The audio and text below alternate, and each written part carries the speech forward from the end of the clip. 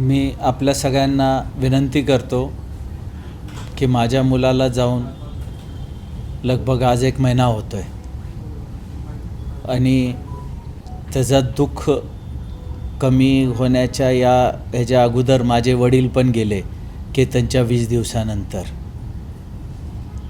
तर मला फक्त सगळ्यांची एकच मांग आहे की कृपया करून माझ्या मुलाला लवकरात लवकर न्याय भेटावा व आरोपींना कडी से कडी शिक्षा भेटावी अशी सगळ्यांना विनंती करायची आहे.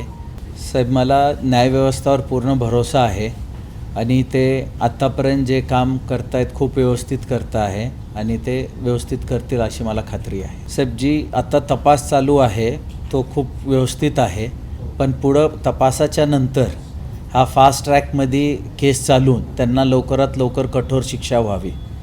एखाद्या मनुष्यातल्या आयुष्यातली सगळ्यातून वाईट घटना की आपल्या पोराच्या आरतीला खांदा देणे. त्यानंतर त्याच्या पाठोपाठीमागे माझे वडीलसुद्धा गेले.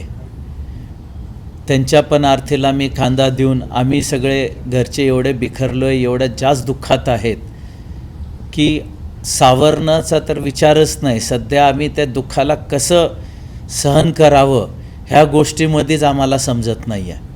हा दुःख आम्हाला म्हणजे समुद्रापेक्षा मोठा आहे. काय झालं आहे आमच्यासोबत आणि काय नाही. मी तर आपल्या मुलाचं लग्न करायला निघालो होतो, ते तर झालं नाही, परंतु माझ्या घरी एवढं मोठं दुःख आलं आहे की आज माझा मुलगा पण नाही राहिला आणि माझे वडील पण नाही राहिले. माझ्यासाठी तर आज माझे वडील ज्यांनी मला जन्म दिला, शिकवलं, सगळे काही गोष्टी हाताला धरून चालायला शिकवलं, सगळं एज्युकेशन दिलं, आज इथपर्यंत पोचवलं, ते पण माझ्या आयुष्यात नाही राहिले. आणि हर मनुष्य जी स्वप्न बघतो की आपला पुढं घर चालेल, आयुष्य चालेल, आपला मुलगा आपल्याला म्हातारपणी सांभाळेल, या त्याचा पुढं आयुष्य चालेल, माझं नाव चालेल, ते आज काहीच नाही राहिलं माझ्या. मला एकच मुलगा होता, तो पण गेला. तर हा दुःख तर माझ्या आयुष्यात मी जिवंत आहे तोपर्यंत तर कमी होऊ नाही शकत. हे जे लग्न ठरवलं होतं ते माझे सख्खे चुलत मामा व मामी नरेंद्र जगन्नाथ मित्तल व रेणू नरेंद्र मित्तल हे दोघं मध्यस्थी होते.